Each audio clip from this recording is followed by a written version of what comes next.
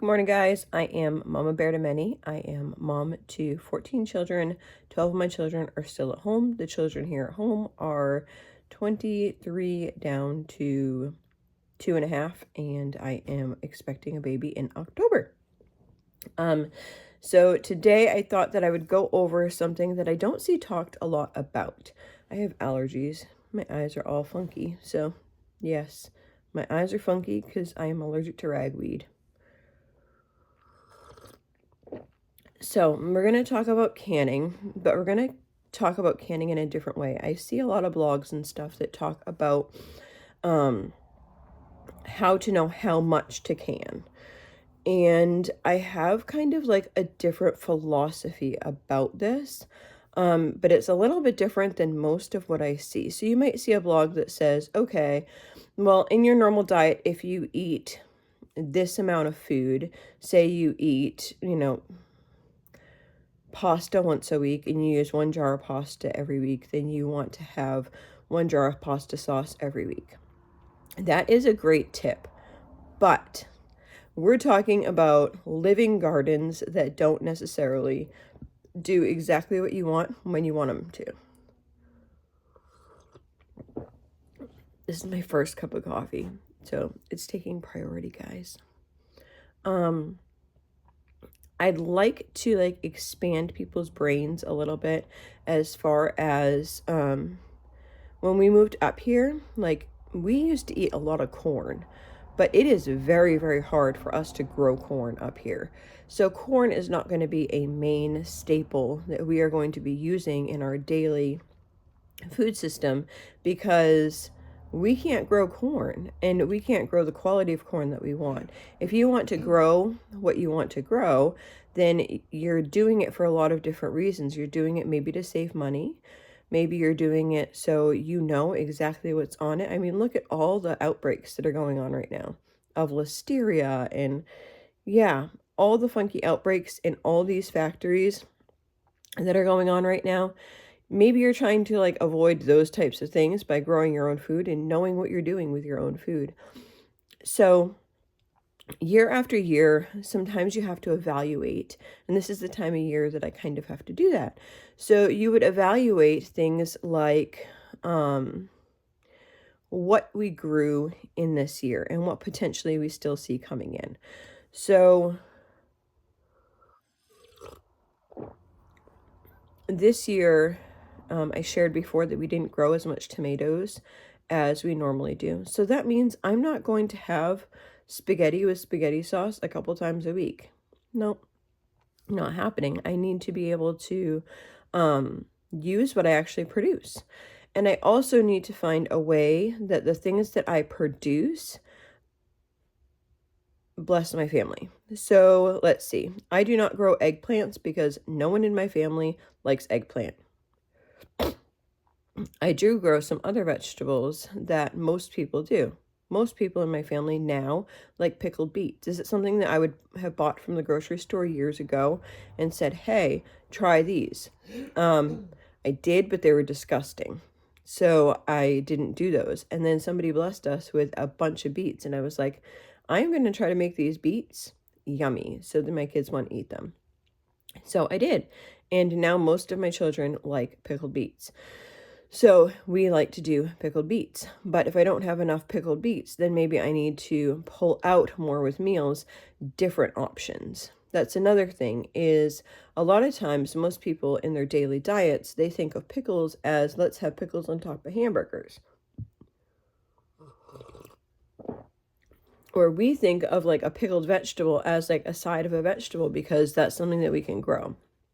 So we would have a regular vegetable, and then we also have a pickled vegetable with a lot of our meals because that's what, if that was abundant that year, that's what we would do. And usually some sort of pickle is abundant. So a couple years back, we had a huge crop of butternut squash. So I canned a lot of that butternut squash, and we had it just shelf stable, whatever you want to call. So a lot of times we would have butternut squash once or twice a week because we had a lot of butternut squash. And sometimes we would make different recipes to make butternut squash soup. We would, you know, just change it and add it to different things. I might add that to like a spaghetti sauce, like in a layer. I think at one point I made like a butternut squash lasagna. So it's really like also using what you have an abundance of that year. And that might look totally different from year to year. So it's not just about like finding your family's favorite foods. It's also about finding foods that grow well in your area and or what you had a great crop in order to produce good healthy meals for your family. So this year, excuse me. So this year, I'm trying to think what we have a lot of. We have a medium amount of most things. But we do have a lot of like leeks. I've cut and canned leeks a lot, and I've done a lot of celery, which are two things that I don't normally have an abundance of. I actually wanted to see if I could grow celery, and it actually came up really good. So now I have a bunch of celery, but it's not like fresh celery. It's a lot of canned celery at this point. And I do have like fresh celery leaves and that type of stuff. So I will be wanting to use celery in things. Also, most likely I won't buy celery seed. I will just use up like the ground celery into different things. If I'm making a soup, I might do like powdered celery leaves in my soup instead of cans of celery. And then I also will make bases with celery. So like say I'm making trying to think what it would be. I don't do tater tot casserole anymore, but I know a lot of people know what that is. So say I was going to make a tater tot casserole. In the tater tot casserole, you have cream of mushroom soup. Well, I never actually, for the most part, like I don't buy cream soups. I would just make those cream soups. So instead of doing cream of mushroom, I would do cream of celery, and I would use that instead of a cream of mushroom soup because it's something that I have available. So I would make the cream of celery soup and then dump that over the meat and tater tots and that type of stuff. And maybe I will make it. I haven't made it for years. So those types of things need to be like thought about and then interchanged. If I have a lot of leeks, then if I have them canned or dried or whatever, and I have a lot of leeks, then maybe I'm using leeks instead of onions in some recipes. Maybe I'm doing, you know, lentil and leek soup once a week. Maybe I'm doing leek and potato soup once a week. My 2-year-old was upset.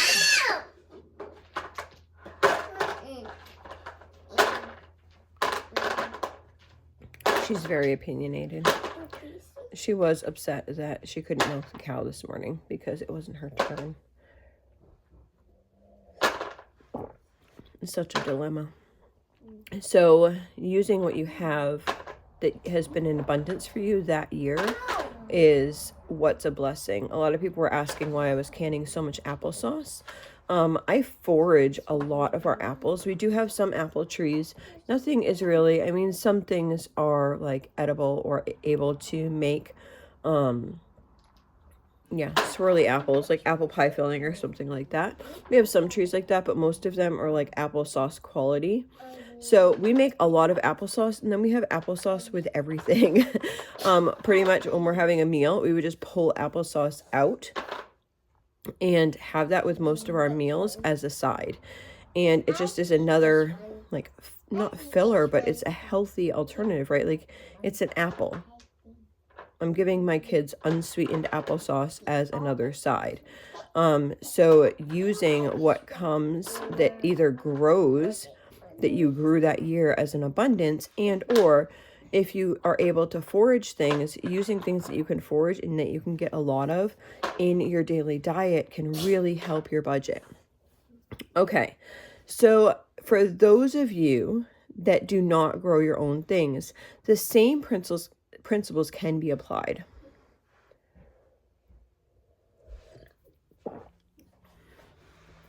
So if there are things that you can get low cost, then you want to stock up more on those things than on other things.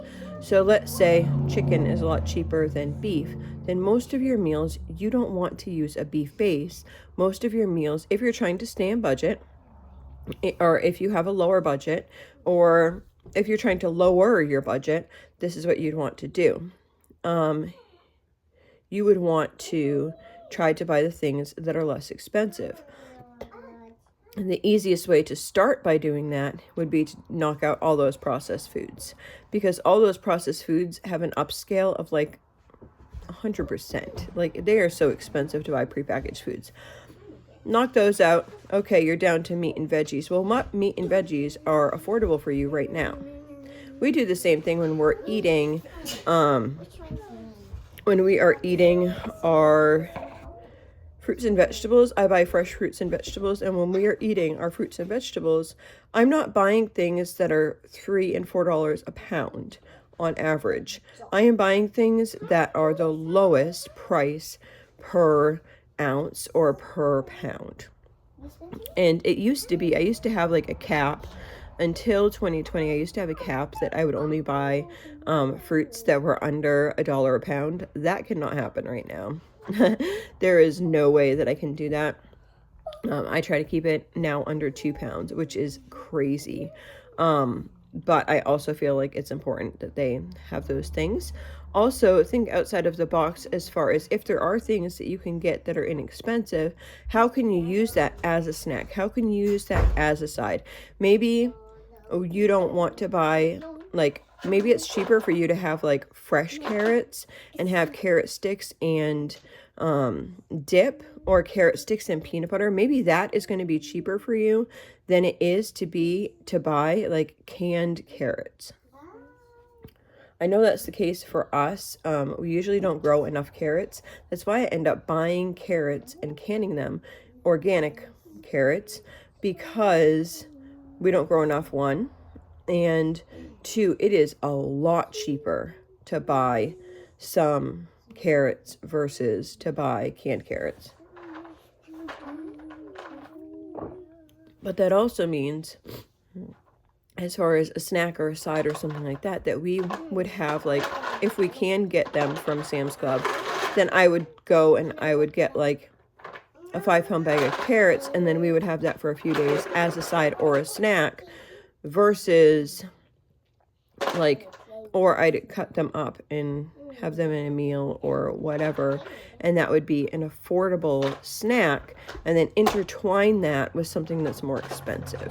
So if carrots are really cheap and I can do carrots, apples, if I can do something like that, and then every once in a while have something else, then do that. So currently, this being September, the things that are cheap or less expensive right now that are in my fruit-ish budget would be carrots, apples, bananas, and grapes. Grapes are actually below $2 a pound for me right now. I don't know if they are for you or not, but those things are under $2 a pound here at Sam's Club. Other things that could be maybe an alternative that you're not eating the whole thing, that's like filling, is that have really high nutritional value, would be something like an avocado. Maybe your child would have like 1/4 of an avocado, or maybe, depending on like your family size, something that could be on sale that might be okay would be like if you had cantaloupe, because maybe you're cutting it in certain slices, that would make that piece of fruit an affordable option for your family. So just figuring out, not only are you planning your menu, but also figuring out your snacks around what is in season and what is the least expensive at that moment. So it's just a different way of looking at things, but it is a way that can help maximize your budget. A lot of people kind of do like backwards on what needs to happen. Like, they will make their menu out and then they'll write all the ingredients that they need for the items on their menu or for the items on their snacks and that type of stuff, not even knowing how much those things cost. So the way that I do my menus is I see what we have in the house, what we have an abundance of. That could be my fridges, my freezers, my pantry, my, you know, food storage, all the type of stuff, because I'm going to be eating the things that I can. I'm going to be eating the things that I'm putting up. I don't just let them sit there on the shelf. They are rotated through on a regular basis. And no matter what you're doing, you should be rotating all your food storage stuff on a regular basis. So everything's getting rotated through, and what I'm doing is I'm seeing all the things that I have, and then I am making a good, oh, you got a little man. Good morning. Okay. Hello. I love you. You have lips? Do I have lips? Yeah. Okay.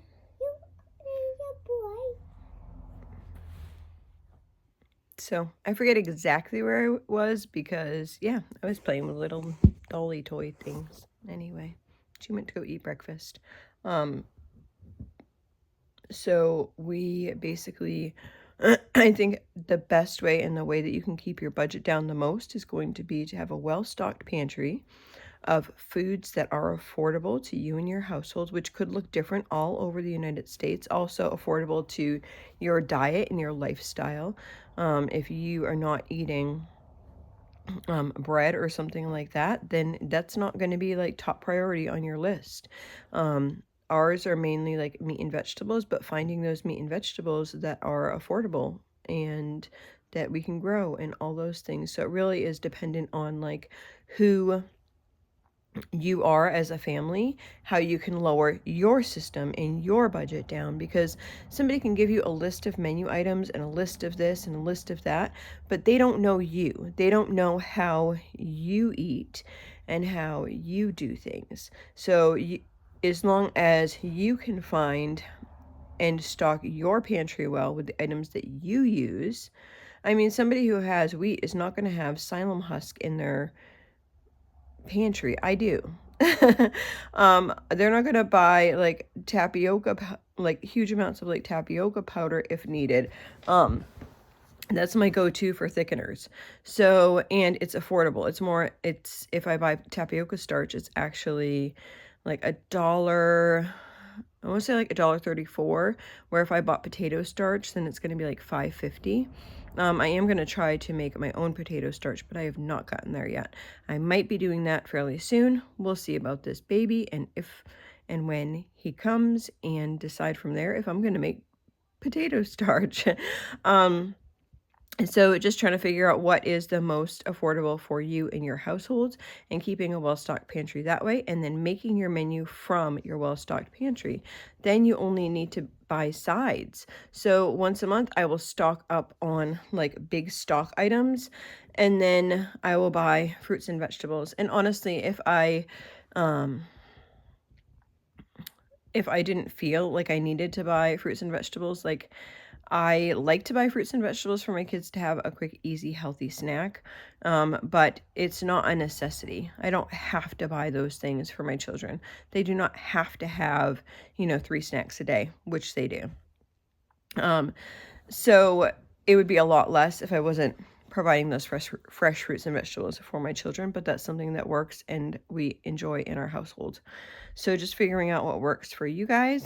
And yeah, so when you're growing your food, I think that it's great that you plan, hey, we eat a lot of this or we eat a lot of this, and I want to grow more of that. Like this next year coming, I definitely am going to need to grow a lot more tomatoes than I did this year, and so that I can put up more sauce and such. But for this year, I don't have a lot of it, so I'm not going to make a bunch of meals with sauce in them. So yeah, it might actually work out okay because we don't eat pasta. So anyway, I hope this video has blessed you and your family. And if you have any questions or comments, leave them down in the description box, or in the comments below. All right, guys.